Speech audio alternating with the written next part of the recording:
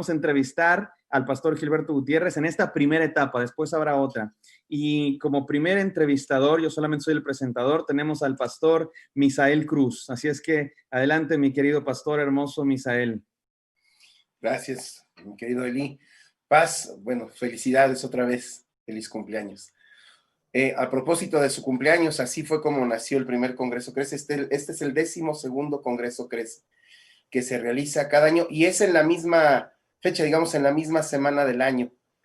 Y mi pregunta es la siguiente: ¿qué opinión le genera que se han llevado a cabo durante este tiempo diversos congresos que se empalman con la fecha del Congreso Crece? Inclusive alguno por ahí se llegó a llamar también Crece al mismo tiempo. Sí, gracias hermano por la pregunta. Mire, pues yo digo que hay gente para todo, ¿verdad? Y ahora por razones de la pandemia y que estamos saliendo por internet, la verdad es que hay mucho que hacer, mucho trabajo. Yo tengo más trabajo que nunca y entiendo que pues todos andamos así en una especie de pasión por compartir el Evangelio de Jesucristo y eso está lindo. Y si hay muchos congresos, pues qué bueno si todos nos capacitan.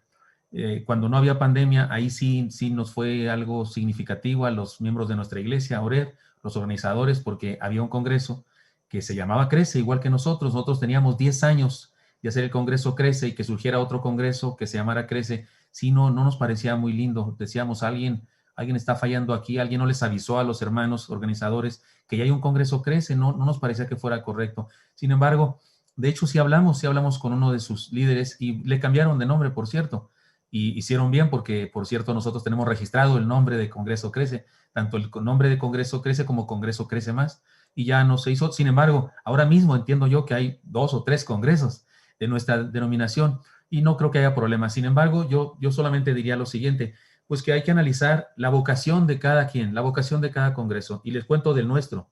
Nuestro congreso tiene vocación de servicio. Los que han venido al Congreso Crece durante varios años, hay quien ha venido a todos los congresos Crece, por cierto, saben que nuestra vocación es servicio. No cobramos el hospedaje, no cobramos la alimentación. Todos los años le regalamos un libro o 2, porque hubo un año que regalamos 2 libros. Un libro de los que yo he escrito, y cuando Pablo Hernández publicó su libro, le regalamos 2 libros, uno mío y uno del hermano Pablo.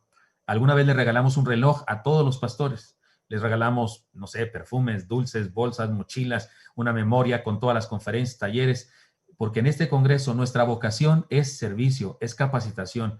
Queremos de gracia anunciar esto, aquello. No, nuestra vocación es servir. Yo creo que eso es lo que vale la pena, hay que tomarlo en cuenta. Y si hay otros congresos que se empalman, bueno, pues yo como asistente, yo escogería las cosas por cuestión de la vocación, de lo que se trata esa actividad. Y bueno, les avisé de la nuestra para que cuando tengan que evaluar, puedan evaluar bien. Gracias. Gracias a usted.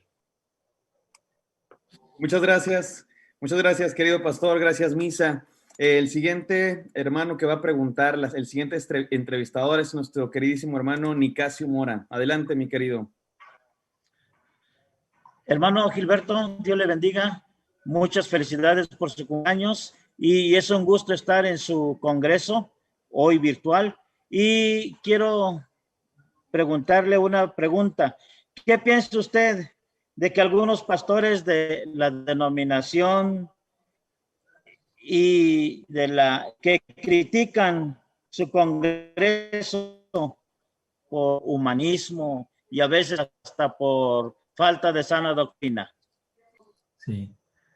Gracias, hermano. La primera cosa, y diga nuestro congreso, porque usted como parte de la red de pastores, de la red Oreb, usted es anfitrión de este congreso. Gracias, Nicasio, lo aprecio mucho y gracias por su saludo. Además, somos algo así como compadres o algo así, porque su hija es mi nieta y ella me dice abuelito, por cierto.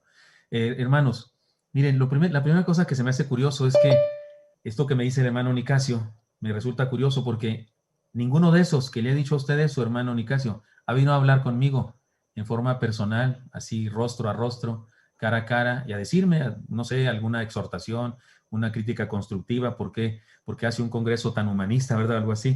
Nunca nadie me ha dicho eso, ¿no? Entonces no sé si eso será ético, habría que analizarlo mejor, ¿verdad? Pero la otra cosa, oiga, el año pasado tuvimos una campaña como iglesia que se llamó Enraizados y hablamos de nuestra fe, en los fundamentos de nuestra fe cristiana, nuestra fe bautista. Y bueno, le dimos con todo al humanismo, Tengo la impresión de que quien hace esa crítica de nosotros, a lo mejor no entiende lo que es el humanismo. En primer lugar, si lo que quiere decir es que hacemos cosas renovadas, diferentes, sí, sí tiene razón, absolutamente tiene toda la razón, pero el humanismo es otra cosa. El humanismo es centrar la vida, la vista, el enfoque en el hombre, en el ser humano, y nosotros no somos así, ni yo soy así. Creemos que el centro de todo es más. Yo no creo en las declaraciones, me parece que es una aberración eso, es una herejía decir que hay un milagro en mi boca y que yo puedo declarar y suceden las cosas. Eso es humanismo, creer que nosotros, los humanos, podemos hacer cosas. Entonces, estoy muy, muy lejos de ser humanista, por eso no lo entendería, no comprendo. Lo más triste o más, no sé, más bochornoso es que esas personas que usted dice que le han dicho eso, sé en qué ambiente se desenvuelve usted, hermano Nicasio, pues usted es de los nuestros, ¿no? Lo interesante o curioso o triste es que ninguna de esas personas ha venido a hablar conmigo en forma privada y yo le pensaría, sería bueno, ¿verdad?, que lo hiciera.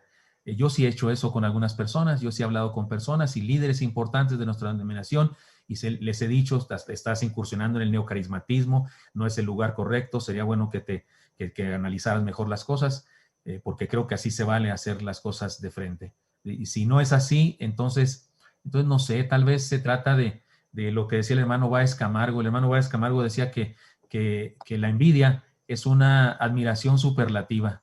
Entonces tal vez hay personas que nos admiran mucho o no sé qué decir, porque decir esto de nosotros, no acepto eso. Tengo muchos pecados y tengo muchas fallas.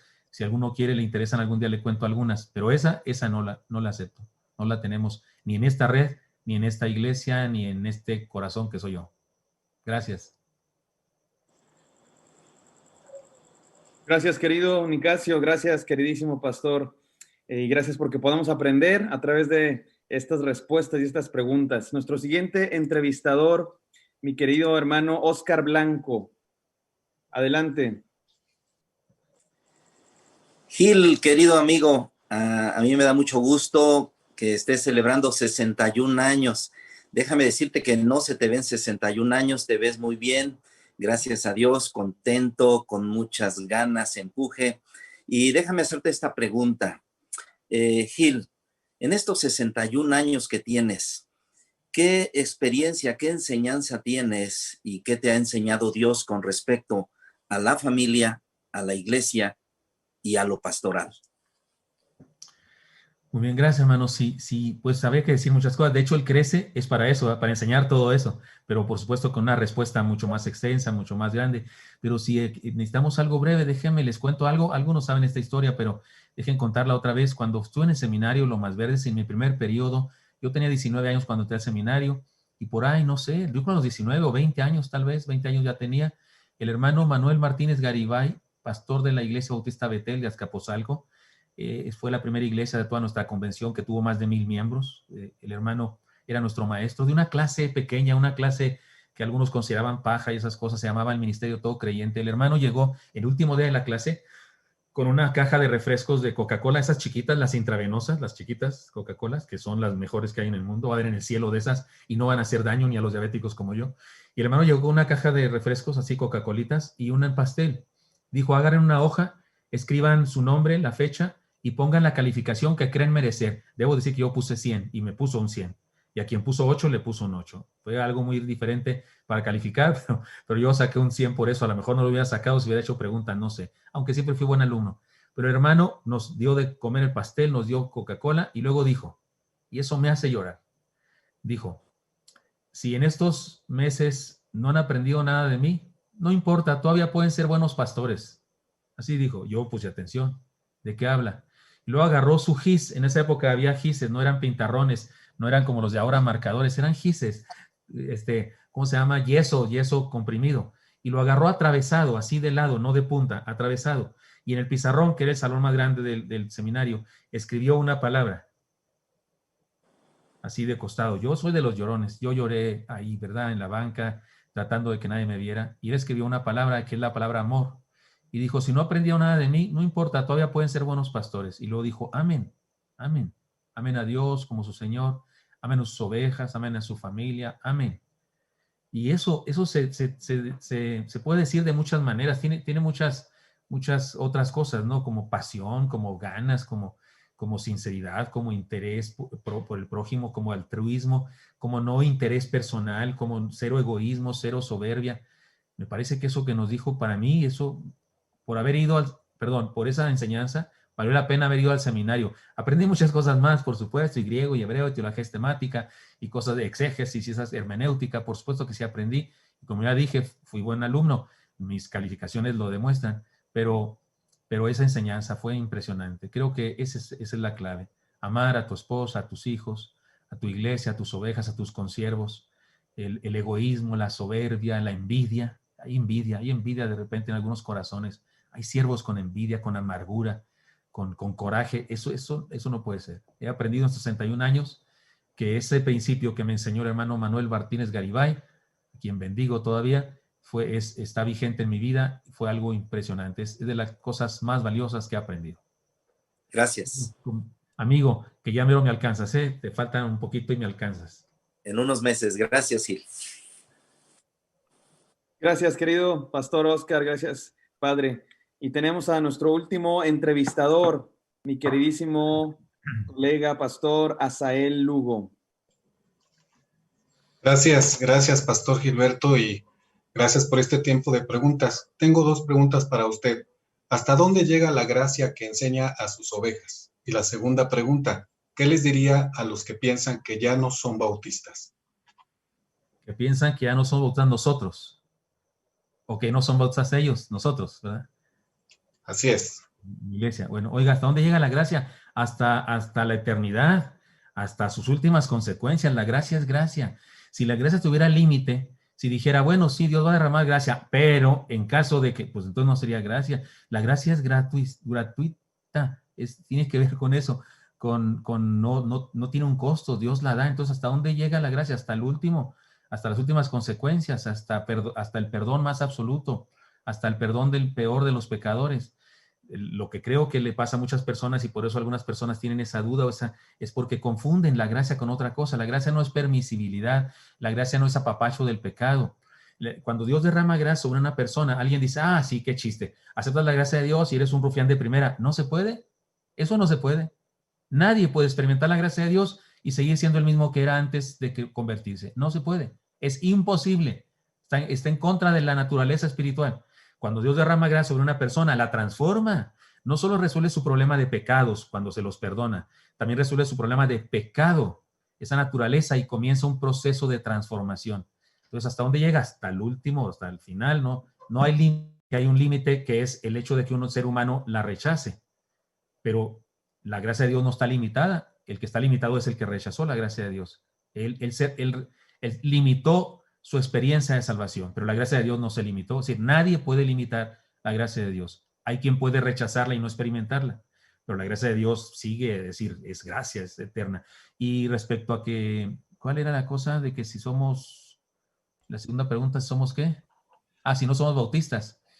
También creo que había que reestudiar lo que es ser bautista, porque esa postura de algunos que no quieren cambiar nada, que opinan que la corbata debe usarse en el púlpito, que opinan que no se puede predicar sin corbata, que las mujeres no pueden subir al púlpito, que es necesario usar saco para predicar en el púlpito, esas cosas, o que la votación en todos los cultos de negocio de votación y propongo y secundo, esos rasgos no son rasgos bautistas.